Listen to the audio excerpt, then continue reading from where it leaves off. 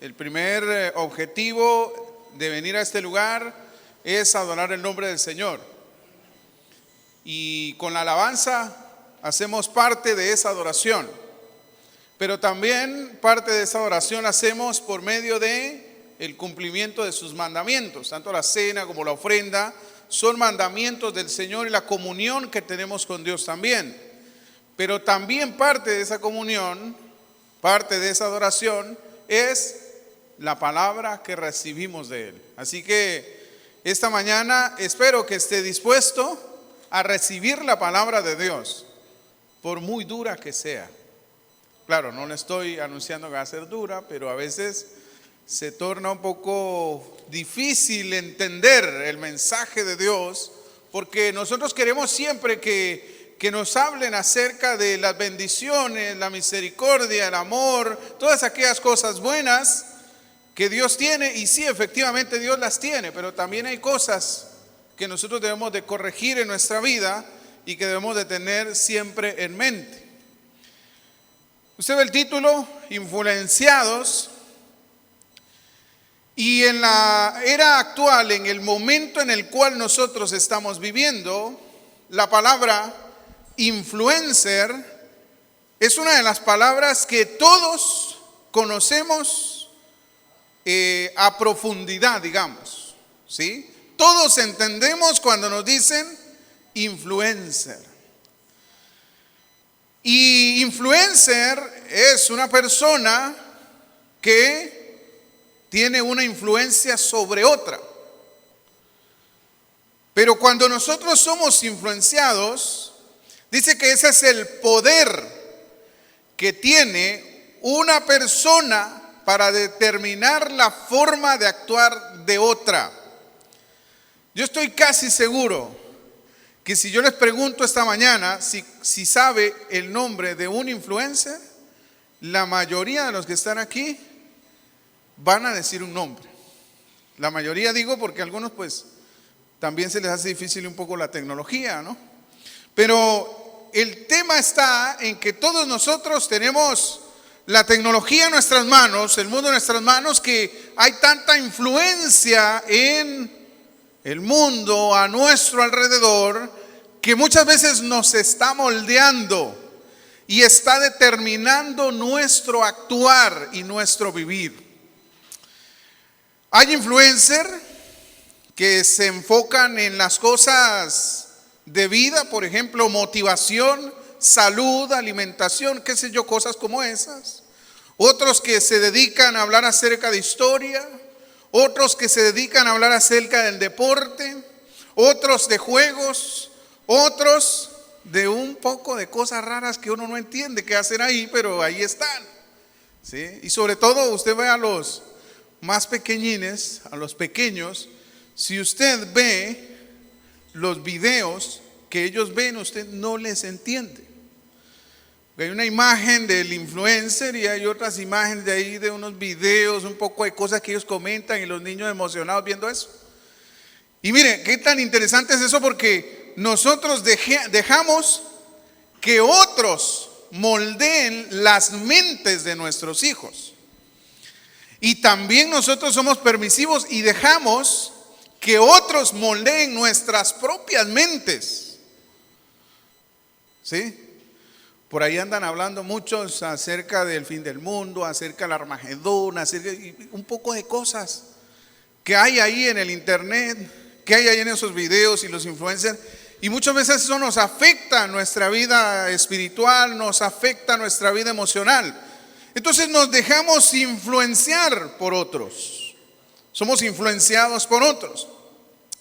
También se dice que cuando nos influencian, esto es el efecto que genera en nuestra vida otra persona u aspecto o pensamiento o cosa en nuestro alrededor. Es un efecto que llega a nuestra vida y hace que nosotros vivamos de esa manera. Hay un versículo que quiero que busquemos en Deuteronomio capítulo 4, versículo 15. Allá en el Antiguo Testamento, en los primeros 5 libros de la ley, ahí tenemos a Deuteronomio. Deuteronomio es, algunos lo han llamado una recopilación de los 4 libros previos, que sería Génesis, Éxodo, Levítico y Números. Y Deuteronomio es esa compilación, es un resumen muy exhaustivo acerca de las cosas que ya se dijeron allá, la ley y todas estas cosas. Pero especialmente el capítulo 4. El capítulo 4 se enfoca en el pueblo de Israel estando antes de cruzar el río Jordán para tomar posesión de la tierra prometida. Tenemos a Moisés todavía guiando al pueblo. Y este es el último recordatorio que Moisés le va a hacer al pueblo acerca de la ley, acerca del mandato, los mandamientos de Dios. Es muy interesante este capítulo 4, pero el versículo 15 dice de la siguiente manera: guardad pues mucho vuestras almas, pues ninguna figura que visteis el día en que Jehová habló con vosotros de en medio del fuego, hablando en Horeb, ¿no? Para que no os corrompáis y hagáis para vosotros escultura, imagen de figura alguna, esfinge de varón o hembra. Así sigue hablando ahí acerca de eso. Ahora, ¿por qué mencionamos este versículo? Porque Moisés primero comienza a ir a lo profundo del corazón de las personas y dice: cuiden mucho sus almas, cuiden mucho ese espíritu que está puesto en ustedes, su mente, su corazón. ¿Quién los está influenciando? ¿Quién les está enseñando, hermanos? Sobre todo a seguir el camino de Dios. ¿Cómo es que nosotros le enseñamos a nuestros hijos las cosas correctas? Hablamos con ellos, les gritamos, o otros les enseñan cuáles son las cosas.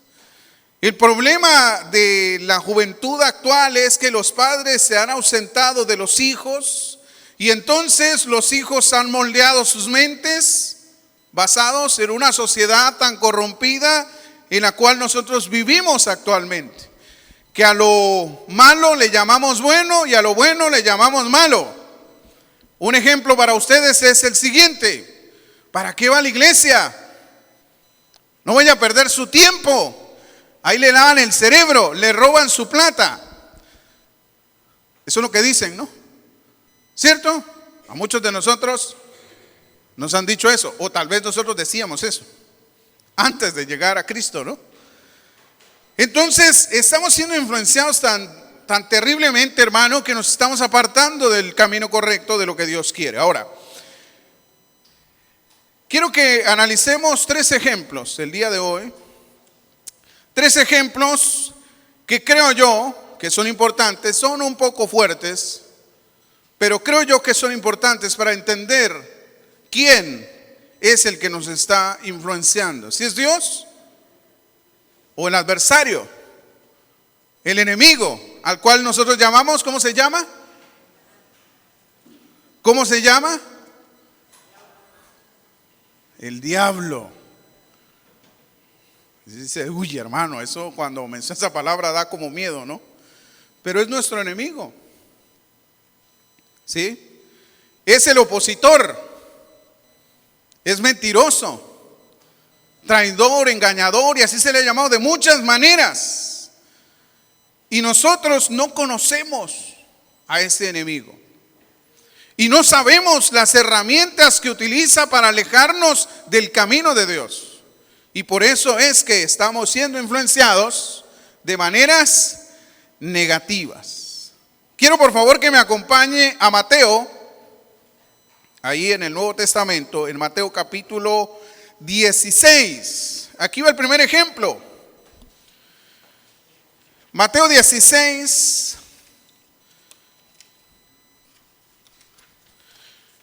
Y le comento qué es lo que está sucediendo aquí en Mateo capítulo 16, todo este pasaje, ¿no? Esto es previo a la última semana de Jesús, cuando Jesús llega a Jerusalén y entonces va a hacer la entrada triunfal en el capítulo 21. Pero esto es previo a eso.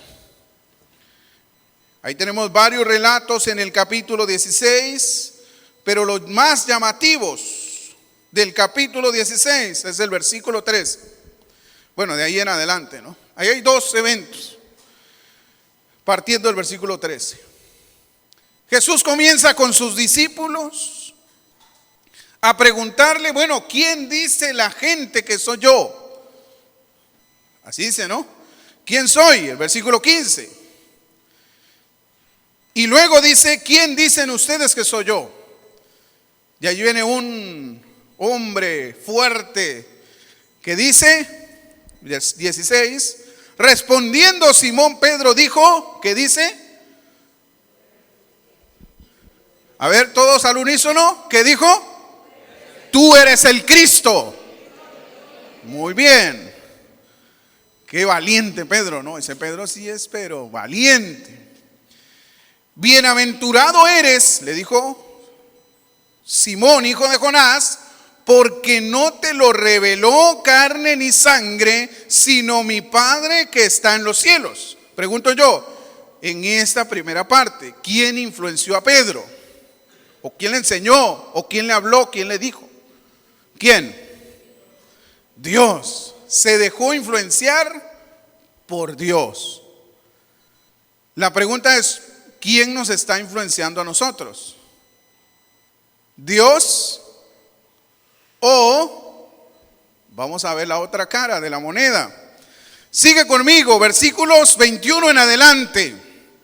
Inmediatamente, ¿no? En ese pasaje. En ese capítulo 16.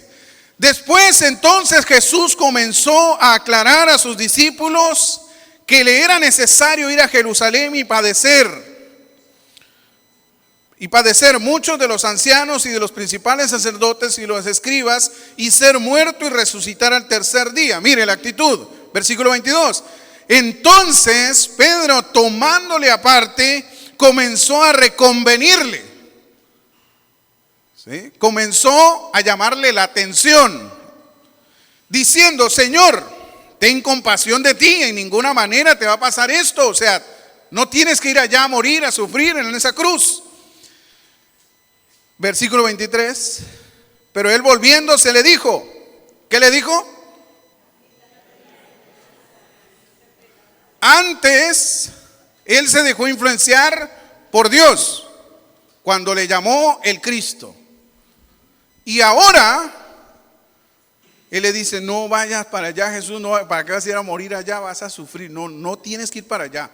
Pero esa reconvenirle es suave la palabra, pero realmente es llamarle la atención. O sea, Pedro agarra a Jesús aparte y le dice, ven, y comienza a llamarle la atención y decirle, no tienes que pensar así, tú no vas a ir a morir. Y Jesús le responde, apártate de mí, Satanás. Y usted dice, pero ¿qué pasó ahí? ¿Qué cambió? ¿Por qué antes Pedro se deja influenciar por Dios y posterior a eso se convierte en Satanás? Pues eso le está diciendo Jesús, ¿no? Usted sabe que Satanás es el opositor. Y lo que está haciendo Pedro en este mensaje, en esta palabra, es oponerse al propósito de Dios y especialmente en Jesucristo. ¿Cuántas veces nosotros nos hemos convertido en Satanás? Oponiéndonos al propósito de Dios. Levante la mano, ¿cuántos Satanás hay aquí? ¿Cómo así, hermano? Es que no fuimos bautizados, ¿eh? Sí, fuimos bautizados. El Espíritu Santo está en nuestra vida. Pero hermano, lamentablemente la influencia es tan grande que muchas de las veces nosotros comenzamos a oponernos a Dios con nuestras actitudes. Cuando no queremos venir a la iglesia, cuando no queremos orar, cuando no queremos hablarle a otras personas acerca de Dios. Usted sabe que Cristo viene pronto, ¿no? Estamos preparándonos para la venida de Jesús y también compartiendo el mensaje del evangelio con otros. La pregunta es, ¿a cuántos les ha hablado acerca de Jesús? Esta semana que terminó, ¿a cuántos les habló acerca de Jesús? ¿1, 2, 10, 20 o a ninguno? 0, ¿no? Mire que es interesante cómo Jesús actúa, sobre todo en las circunstancias o situaciones que él está viviendo. Pedro se convierte en opositor al propósito de Dios. Cuando nosotros no estamos creciendo en nuestra vida cristiana, estamos siendo opositores al propósito de Dios. Pablo dice, ustedes ya deberían ser maestros, dice Pablo. Debiendo ser ya maestros cada uno de ustedes, dice Pablo, tengo que volver a darles leche y no alimento sólido, porque no son capaces de recibir el alimento sólido. Nos hemos opuesto al propósito de Dios, hermano. Nos oponemos al propósito de Dios. Cuando venimos a este lugar a criticar, ¿sí? ¿Usted sabe que eso pasa aquí, no? No pasa en otras iglesias, pasa aquí. Venimos a criticar que si llegó, que no llegó, que si dio, que si hizo, que buscó, que así sucesivamente. Muchas de las cosas. Muchas veces nos convertimos nosotros en piedra de tropiezo para otros por nuestro testimonio y nuestras actitudes. Porque en la iglesia somos alguien y cuando salimos de la reja hacia allá, nos transformamos inmediatamente y nos convertimos en Satanás. ¿Por qué? Comenzamos a oponernos al propósito de Dios. Comenzamos a vivir nuestra vida alejado de la voluntad de Dios y sobre todo lo que Dios quiere que nosotros seamos. Entonces, lo primero en ser influenciados es que cuando nos influencian negativamente, nos convertimos en opositores al propósito de Dios. Debemos de tener cuidado, hermanos, con lo que nosotros estamos recibiendo todos los días, a cada momento a nuestro alrededor. ¿Qué es lo que ve en la televisión? ¿Qué es lo que ve usted en la televisión? No sé, ¿no? Usted debe saber mejor que yo qué es lo que ve. Pero el punto es que muchas veces eso que nosotros vemos obstaculiza el propósito de Dios. Porque si pasamos 5 horas, 4 horas viendo una serie de las plataformas y Dios, no, Dios sabe que el domingo yo voy para allá, pero ahorita yo tengo que terminar esta serie porque es que no puedo quedar así. ¿Sí? No puedo, tengo que verla y se convierte en una adicción, una forma de vida. En todos los programas que pasan por ahí, no sé qué programas ven. Las telenovelas, películas. Ahora eso está quedando por un lado. ¿Sabe qué es lo que ahora mueve al mundo? El TikTok. ¿Usted sabe qué es eso, no? ¿Cuántos tienen TikTok aquí? Que levante la mano a ver si es valiente. Dice, no, yo soy valiente, ¿eh? Cuidadito, vamos a un video ahí bailando de un hermano ahí, el hermano tal, bailando allá un TikTok. Hermano, nos pasamos horas, literal, horas, sumergidos, inmersos en ese ambiente, moldeando nuestra mente en esas cosas. Y nos convertimos en opositores del propósito de Dios. Porque Dios quiere que nosotros seamos fuertes espiritualmente, que crezcamos espiritualmente, que su iglesia sea testimonio. Pero cuando nosotros vemos esas cosas, entonces eso llega a nuestra mente, a nuestro subconsciente y comenzamos a actuar de una manera negligente. Hay algo que le llaman efecto de imitación. Así se llama desde el punto de vista psicológico, ¿no? Efecto, ¿sí?, de imitación. Nosotros vemos algo y lo queremos repetir. No solo en las cosas buenas, también en las cosas malas. Y diría yo mucho más en las cosas malas que en las cosas buenas. Porque la mayoría de veces vemos algo en las redes, en lo que sea, y entonces comenzamos nosotros a repetirlo, a repetirlo, a repetirlo. Y entonces lo que estamos haciendo es obstaculizar el propósito de Dios. Pedro de la gloria se pasó al infierno. ¿Por qué? Porque en un momento Dios le reveló y posterior a eso se convirtió en opositor. Jesús mismo le dice a él en el versículo 22, apártate de mí, Satanás. Ojalá y nosotros, hoy no nos diga el Señor, apártate de mí, Satanás. Terrible, ¿no? Pero es una realidad, hermano. Quítate delante de mí. Y esa versión dice, me eres tropiezo, porque no pones la mira en las cosas de arriba, sino en las de la tierra. Mire, la actitud de Pedro, era muy loable. O sea, Pedro realmente quería a Jesús. Realmente lo quería. Porque él no quería que se muriera. O sea, no quería que sufriera. La actitud de Pedro es una actitud que de pronto hubiésemos tenido cualquiera de nosotros. Alguien viene y le dice, hermano, me quiero morir. Y usted dice, no, hermano, ¿cómo así? ¿Por qué usted se va a morir? No, tiene que pensar en que tiene un propósito, vivir, y lo empieza a aconsejar y le empieza a decir.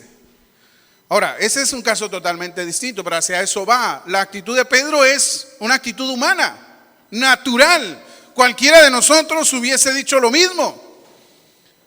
Pero lo que Jesús dice en el versículo 23 dice, bueno, me eres tropiezo porque no pones la mirada en las cosas de arriba. Un propósito mayor. Si Jesús no hubiese muerto en la cruz, no hay justificación. No estaríamos nosotros aquí. Pero entonces hay un propósito mayor en las cosas que Él está haciendo. Pedro solamente estaba viendo que iban a lastimar a Jesús, físicamente hablando. Sus ojos son terrenales totalmente. Entonces, hermanos, debemos comenzar a ver el propósito de Dios en nuestra vida y no oponernos a ese propósito. Hermano, Dios quiere que usted predique su palabra. Deje de poner excusas. Deje de poner excusas, de decir no sé, no puedo, me da miedo, no tengo tiempo. Vamos a hacerlo. Vamos a hacerlo. Porque eso es lo que Dios quiere de nosotros, que vayamos a hacer. Mire, recuerdo una de las cosas que yo hice y de pronto usted hace también, o hizo, antes de bautizarse. ¿Cuántas veces le predicaron? Y uno salía con una nueva excusa, ¿no? No, es que hoy, no sé, ando con gripa, no me puedo mojar. Hoy no puedo, hoy no sé qué. Y el hermano, no, pero mire, hágalo porque necesita. ¿Cuántas veces nosotros dijimos no al Señor por su propósito? Incluso tal vez ahora algunos de ustedes están diciendo no se quiere bautizar, no se quiere comprometer, no quiere servir, no quiere hablar. ¿Cuántas veces nos convertimos en opositores del propósito de Dios? Día a día, hermano. No dejemos que eso sea un obstáculo para acercarnos a la presencia de Dios. Ejemplo número 2. Vamos al Evangelio según Juan. Juan capítulo 8. Si usted no sabía, los días miércoles está estudiando el Evangelio de Juan. Vamos al capítulo 7. Terminando el capítulo 7. Así que si quiere recibir esa sabiduría de Dios, venga a los miércoles a las 6:30. Vamos a Juan capítulo 8. Versículos 39 en adelante. Aquí hay un diálogo entre Jesús y unos hombres que se hacían llamar judíos, los principales sacerdotes. Y entonces ese diálogo se torna un poco fuerte porque están hablando acerca de su cultura, acerca de lo que ellos eran, acerca de sus raíces. Pero entonces dice el versículo 39, respondieron y le dijeron, nuestro padre es Abraham. Jesús le dijo, si fueseis hijos de Abraham, las obras de Abraham haríais. Versículo 40, pero ahora procuráis matarme a mí, hombre que os he hablado la verdad, la cual he oído de Dios. Esto no hizo Abraham. Versículo 41, miren, ahí viene lo fuerte. Vosotros hacéis las obras de vuestro padre. Entonces le dijeron: nosotros no somos nacidos de fornicación, un padre tenemos y ese es Dios. Jesús entonces les dijo: si vuestro padre fuese Dios, ciertamente me amaríais, porque yo de Dios he salido y he venido, pues no he venido de mí mismo, sino del que me envió. ¿Por qué no entendéis mi lenguaje? ¿Por qué no podéis escuchar mi palabra? 44. Vosotros sois de vuestro padre, ¿cuál? Hijos del diablo. Hijos del diablo. Y los deseos de vuestro padre queréis hacer. Él ha sido homicida desde el principio y no ha permanecido en la verdad, porque no hay verdad en él. Cuando habla mentira, de lo suyo habla, porque es mentiroso y padre de mentira. ¿Cuántos han dicho una mentira? Hijos del diablo. Apártate de mí, Satanás. Mire qué contrastante es el tema de lo que está hablando Jesús con los judíos, ¿no? Usted dice, bueno, es que son los judíos. Pues claro, los principales sacerdotes, esos tipos fueron los que mataron a Jesús. Y claro, tenemos razón, ¿no? Pero las palabras de Jesús son bastante importantes, porque Jesús hace un contraste bastante fuerte. Si nosotros somos hijos de Dios, ¿qué es lo que nos caracteriza? Pues sus obras. Haríais las cosas que Dios hace. Amaríamos más, entregaríamos más y hablaríamos verdad, viviríamos en la luz y todas las demás cosas. Pero dice Jesús, pero si nosotros somos hijos del diablo, es porque hacemos las obras de nuestro padre.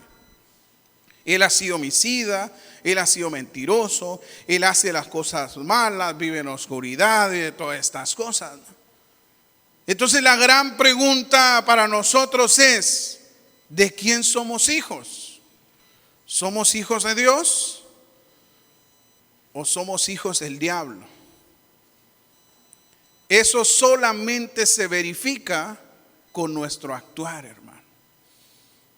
¿Cómo actuamos? Dice un dicho: dime con quién andas y te diré quién eres. Dime qué es lo que haces y te diré quién es tu padre. Si dice mentiras,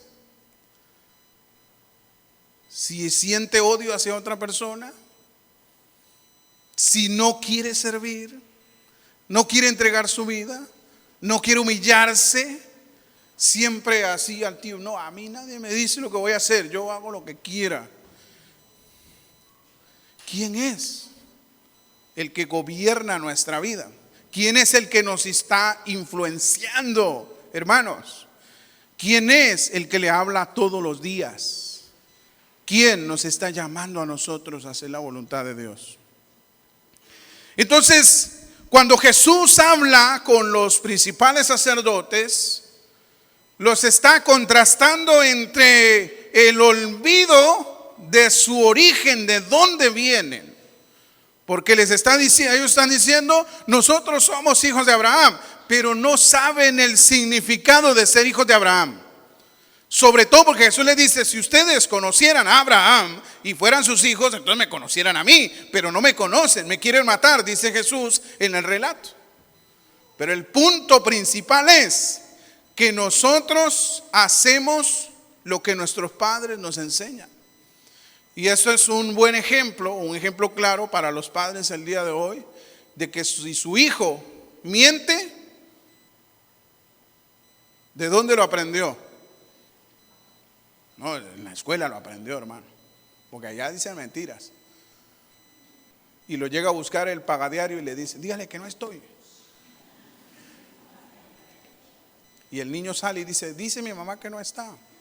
O dice mi papá que no está. Dice, pero ¿cómo aprendió a mentir el niño? Yo nunca le he enseñado a mentir. Vea sus actos. Cómo actúa, qué es lo que habla. Mire, a veces ni siquiera nosotros sabemos qué es lo que hablamos, hermano. Decimos unas cosas que es increíble. Y somos cristianos. Más vale, ¿no? Más vale que somos cristianos. Pero decimos unas cosas, hacemos unas cosas que realmente, hermano, deja mucho que desear. Y dice, bueno, esto no son hijos de Dios. ¿De dónde salieron? ¿Quién será su padre? Mire, ¿qué será lo que le están enseñando a esa iglesia? En esa iglesia no enseñan la verdad, porque mire cómo actúa. El testimonio, ¿no? El testimonio que nosotros estamos dando acerca de Dios, el testimonio que nosotros estamos dando acerca de las cosas espirituales. Y nos preguntamos, ¿de quién somos hijos? Entonces, hermano, es importante que nosotros entendamos nuestro origen.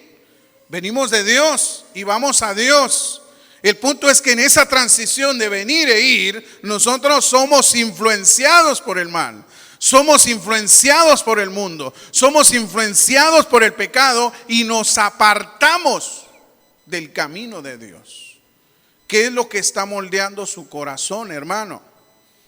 ¿Qué es lo que está moldeando su mente? ¿Qué le está influenciando en este momento?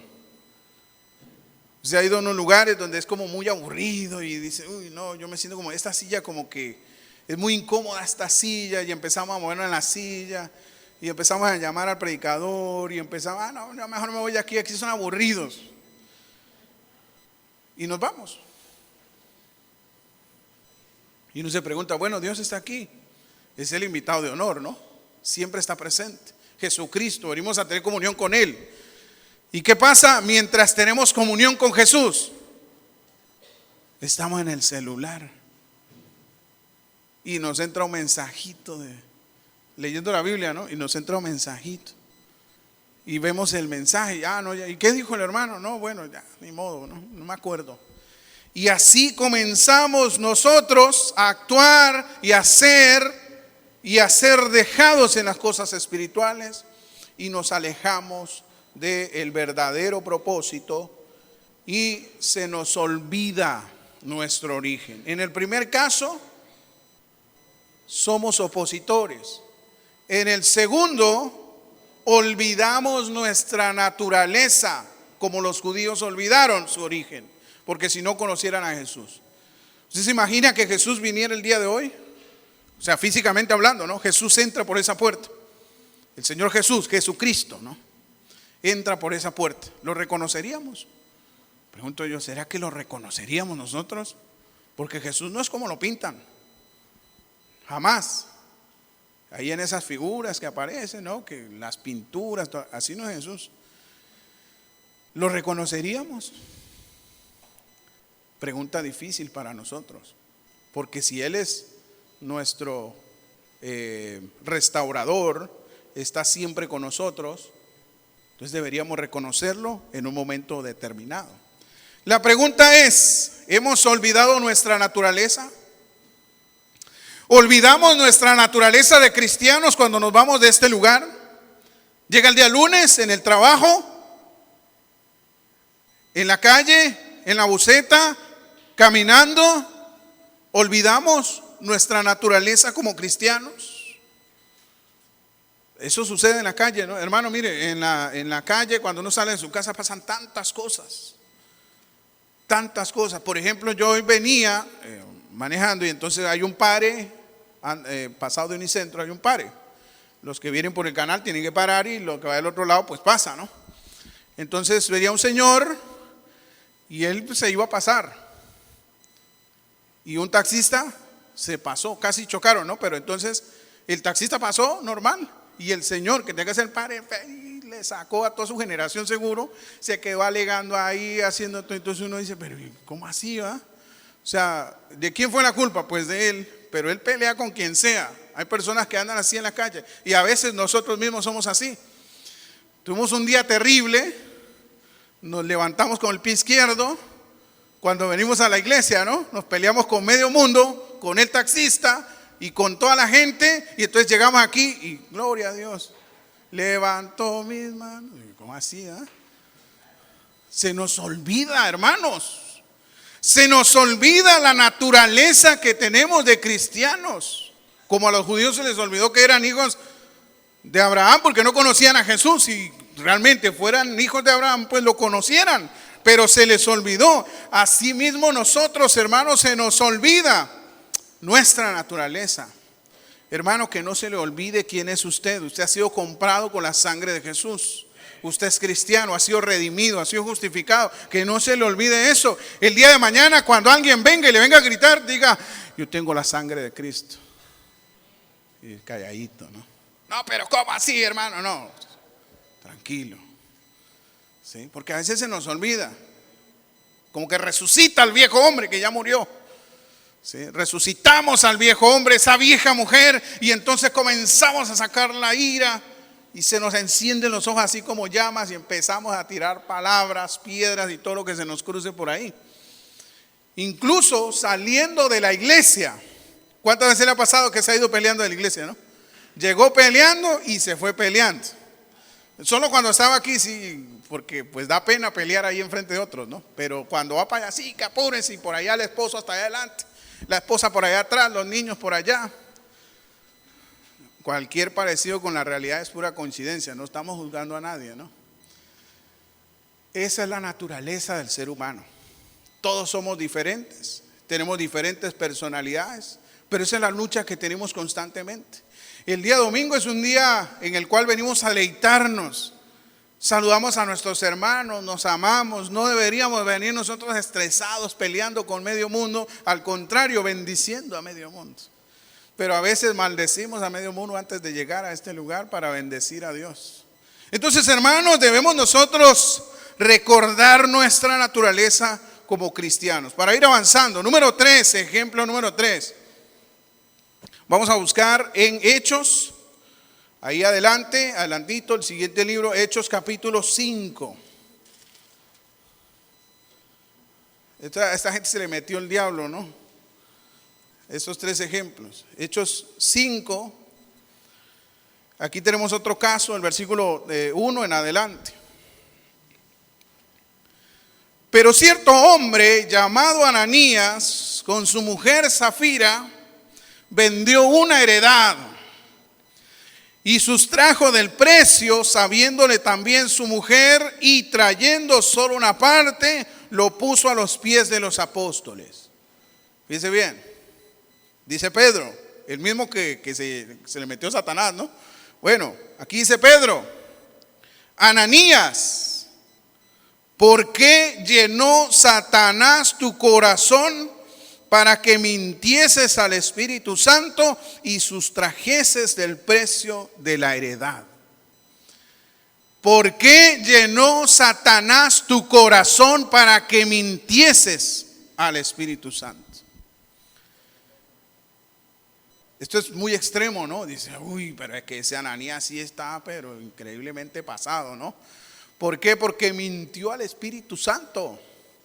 Y luego usted sigue leyendo el relato y dice, bueno, aquí está, ahí en la puerta están los sugieres que te van a sacar ahorita muerto. Uy, ahí le dio, ¿no? Se murió. Y eran unos hombres así fuertes como con los que suben a hermano Osvaldo, ¿no?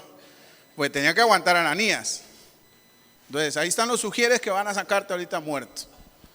Uy, terrible, ¿no? Esto es fuerte, hermano. Ahora, ¿qué es lo que está pasando aquí? ¿Por qué sucede esta situación en este momento? Usted sabe que en los inicios de la iglesia, en el primer siglo, pues hubo muchas conversiones, pero conforme pasaba el tiempo había mucha unidad, mucha hermandad de las iglesias, sobre todo en la iglesia de Jerusalén, y entonces unos a otros se ayudaban. Entonces hubo una idea que fue surgiendo entre ellos mismos, que ellos pues vendían tierras, vendían sus casas, vendían cosas y lo llevaban a los pies de los apóstoles para bendecir a otros, como la canasta del amor, por ejemplo, esa libra, ese kilo que usted trae para bendecir a otros. Entonces así hicieron. Este hombre llamado Ananías y su esposa dijeron, bueno, yo tengo un terreno por allá, una rancha, pues si la voy a vender para llevarla a los pies de los apóstoles. Entonces la vendió. El problema de Ananías y Zafira fue que ellos convinieron, entre ellos dos, para sustraer de ese mismo dinero que era de ellos. O sea, es ilógico, no es una cosa loca.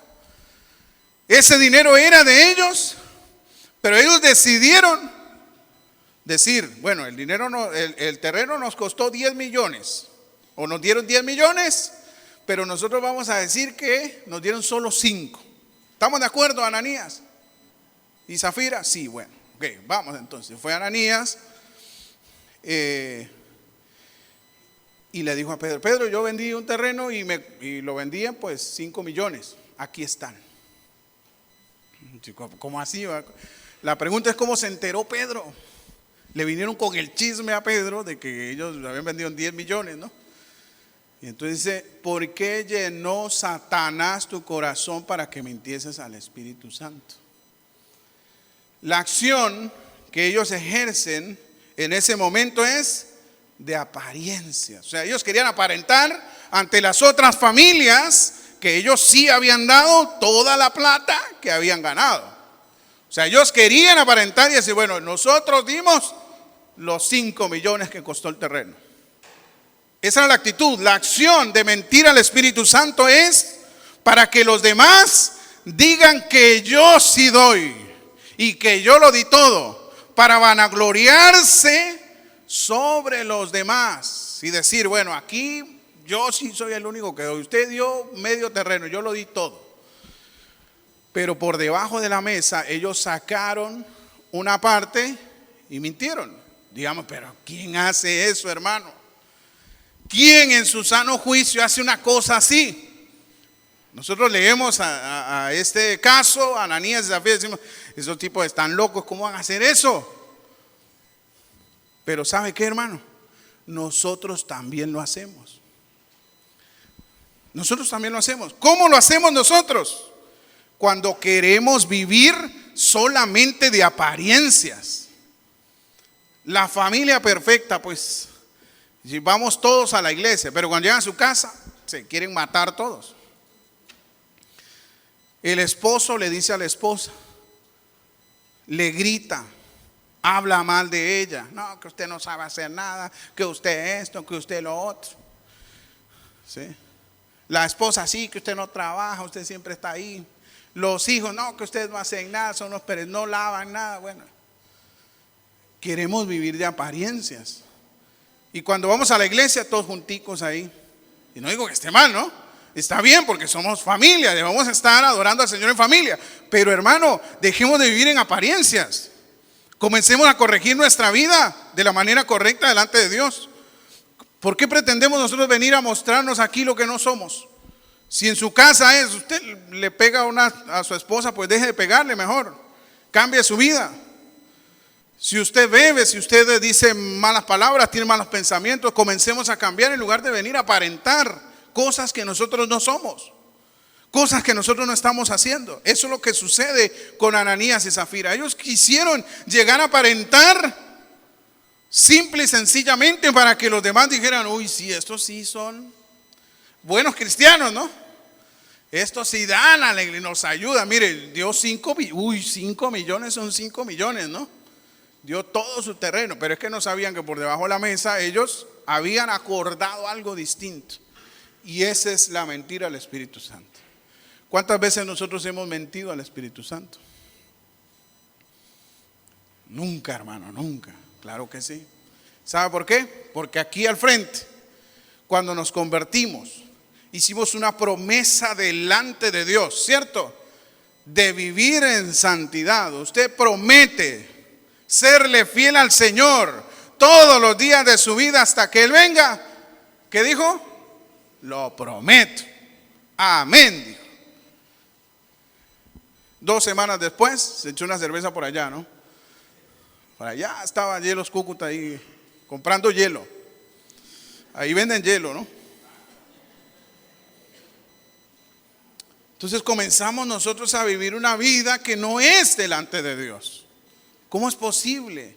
O sea, esta historia de Ananías y Zafira y la condición en la que ellos están es tan ilógica, hermano. Tan irracional. ¿Cómo alguien va a hacer eso si es suyo? O sea, ¿para qué se va a poner ese cuento? Se diga, voy a la mitad y ya. Y se queda con la mitad, pero no está inventando. Entonces, dentro del cristianismo mismo, nosotros también hemos sido llamados a vivir una vida en santidad, una vida entregada a Dios. Lo que pasa es que hicimos un compromiso y a cada momento se nos olvida ese compromiso. Y comenzamos a justificarnos. Usted sabe que aquí a veces hay maestros en la justificación, ¿no? O sea, para todo se inventan algo.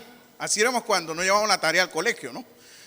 Mire que es que se murió mi abuelita, mató a la abuelita, mató al tío, mató a toda la gente, ¿no? Y al perro, el perro tiene la culpa, es un terremoto, bueno, de todo nos inventamos. Así somos como cristianos. ¿Por qué no fue a la iglesia, hermano? Uy, hermano, es que mire que tenía que lavar un volcán así de ropa. Tenía que cuidar mis pollos. Es que vino mi tía y no podía dejarla a mi tía y yo no la he visto hace 20 años, entonces tenía que verla. Son excusas, ¿no? No es la realidad. O sea, podemos hacerlo en otro momento, sí. Podemos llevar a la tía a la iglesia, sí. Pero preferimos no ir. Preferimos no hacer. ¿Por qué no lee la Biblia? Ay, hermano, es que me da sueño. Hermano, ¿por qué no ora? Uy, es que yo no sé orar, hermano. ¿Cuántos de los que estamos aquí no sabemos orar? ¿Quién sabe orar? Que levante la mano. Y nadie quiere orar. Bueno, venga y ora conmigo entonces. Decir, ay, no, hermano, es que allá da miedo, allá al frente no, allá. Yo sé orar en mi casa, allá solito, pero ahí no. El tema es que, hermano, dejamos de orar, dejamos de leer la palabra, dejamos de edificarnos, dejamos de crecer. ¿Y cuáles son nuestras excusas? Hermano, no tengo tiempo. ¿Cierto? Nuestras excusas son, no tengo tiempo. Cuando la palabra dice que para todo hay tiempo. Y entonces, ¿a quién le creemos? ¿Al hermano o a la palabra? ¿A quién dice usted? ¿A quién le creemos? ¿A la palabra o al hermano que dice que no tiene tiempo? Pues la palabra. Entonces queremos vivir solo de apariencias. Queremos hacer creer que no pasa nada. Mire, se perdió 2 meses, volvió y viene y participa de la cena normal, ¿no? Y uno dice, pero ¿qué pasó ahí? O sea, no, es que yo en mi casa, yo mantenía la santidad. ¿Le creemos al hermano o a la palabra? Que dice que no dejando de congregarse como algunos tienen por costumbre, amándose unos a otros, teniendo comunión. Pero entonces, hermano, comenzamos a vivir de apariencias, a justificarnos en nuestros propios deseos, en nuestros pensamientos, influenciados por el mundo, influenciados por el enemigo. Mire, este es fuerte este caso, ¿no? Porque dice Pedro a Ananías, ¿por qué llenó Satanás tu corazón? Para que mintieses al Espíritu Santo. ¿Qué es lo que lo está motivando a alejarse de Dios, hermano? ¿Qué es lo que le está impidiendo crecer espiritualmente? Hay algo que le está impidiendo crecer espiritualmente. Y a veces es la familia, a veces es el trabajo, a veces es la tecnología, a veces somos nosotros mismos. Nuestro mayor enemigo somos nosotros. Nadie más. Usted decide, hermano, si quiere ser feliz. Usted decide si quiere crecer. Usted decide si quiere vivir un cristianismo verdadero delante de Dios, pero no de apariencias y justificarse en lo injustificable, porque eso no está bien delante de Dios. Vamos a tener las consecuencias funestas. Versículo 9 dice que le dijo Pedro a Zafira, ¿por qué convenisteis en tentar al Espíritu del Señor? Porque eso fue un acuerdo entre ellos, ¿no? Para ellos, eso sí eran un matrimonio, ¿no? Estaban unidos hasta en eso, ¿no? Pero entonces dijo, he aquí a la puerta los jóvenes, los pies de los jóvenes que sacaron a tu marido y ahora te van a sacar a ti. Y los dos muertos, ¿no? ¿Cuántos de nosotros estaríamos muertos hoy? Imaginen el trabajar que tuvieran los pobres ujieres, ¿no? Esos ujieres tuvieran brazos para sacar a tanta gente muerta de aquí. La realidad, hermano, si fuese lo mismo, porque nosotros a cada momento deshonramos a Dios, a cada momento no agradamos a Dios, a cada momento nos alejamos del verdadero propósito que Dios tiene para nuestra vida. Entonces, para ya ir terminando y no seguirlo cansando, quiero por favor que se ponga un momento de pie.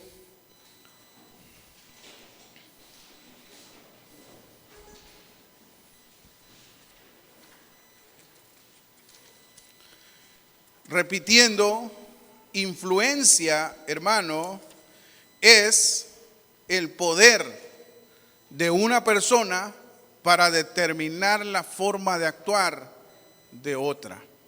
Eso es influencia. Pero el enemigo común de nosotros utiliza herramientas que ni nosotros nos damos cuenta, que nos están alejando cada vez más del camino de Dios, del propósito de Dios, de lo que Dios quiere para nosotros. Los 3 ejemplos anteriores que vimos a Pedro como opositor, que vimos a los judíos principales, sacerdotes, como que olvidaron el origen de donde ellos venían. Y el número 3, que querían vivir de engaños y apariencias. Esas son herramientas que utiliza el enemigo para apartarnos de lo que Dios quiere que nosotros hagamos.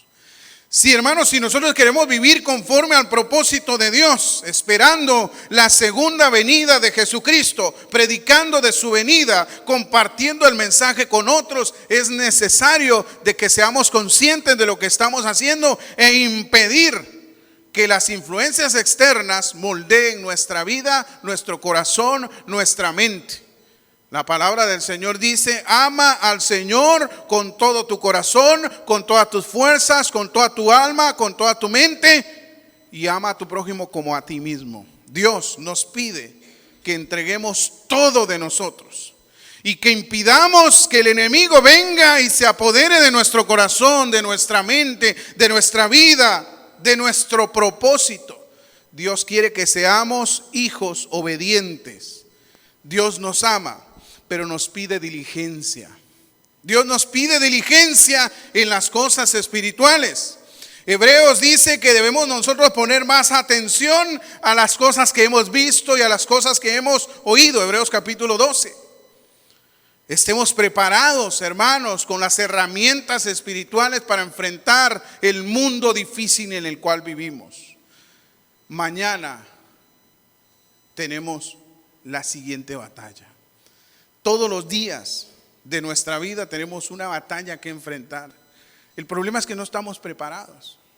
Y entonces por eso el mundo nos vence, el pecado nos vence, el enemigo nos vence.